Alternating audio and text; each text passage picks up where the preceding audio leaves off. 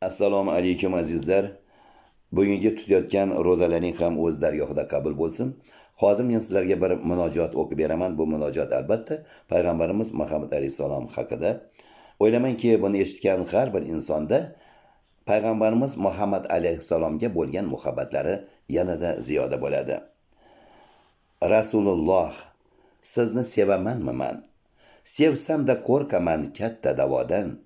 Sizga salovatlar yo'llab tursam ham nafsim poklolmadim kibru havodan. Sizni sevaman deb she'rlar o'qigan, muhabbatdan tinmay loflar to'qigan munofiq kimsalar ko'pdir dunyoda, yuzlab kitoblardan ozmos cho'qigan. Xulqini so'rasang misli shaytondir, amal yo'q yo chala kibru osmondir. Dars berar mushtahid ustozlarga ham iymonsiz kimsaga iymon osondir. Bad axloq kimsalar bag'rimni tilar, ular merosxo'rlik davosin qilar. Tinmayin lof urib amalsiz ishqdan o'zlarin go'yoki payg'ambar bilar.